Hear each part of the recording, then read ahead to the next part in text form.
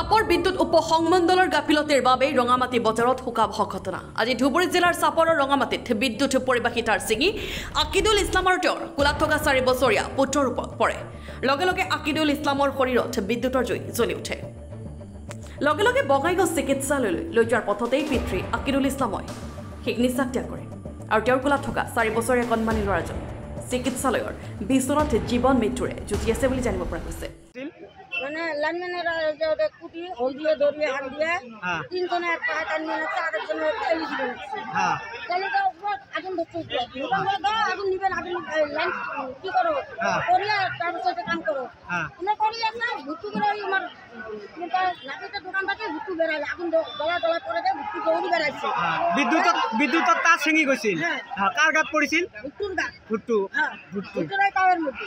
তারপিছত তো দৌড়াবে না কারণ তো বাপের বেটা পড়ি গেল লড়াজনো আছিল তোর কোলা বাপে কুতে মানে তারপরে আমি দৌড়ি আসবা দর্শন দাম তো মোকে সব করে লাগছে আমি হো হো করে কাটতে লাগছে দৌড় মারছে তারপর তো আমি সবাই আসে ঢুকে লাগছে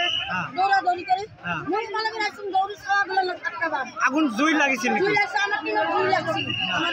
ঘরের মধ্যে 11000 তারপর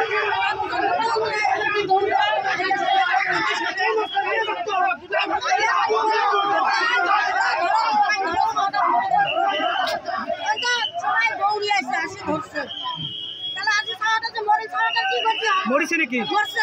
কি নাম আছে আর তার প্রতি একজন আহত হয়েছে যেতিয়া শর্ট কেছিল তেতিয়া জীবিত আছিল হসপিটালত লৈ যাও তো কি কব সরকারক কি কব বিদ্যুৎ বিভাগের হেমাহির কারণে আজির পৰা নাহিব বলা যায় তোমরা কি ব্যবস্থা করন করো সবাই মিলি মানে প্রথম আপনিয়ে দেখেছি কোনো নাছিল সব অ্যাম্বুলেন্স দি বঙাইগাঁও লৈ গৈছিল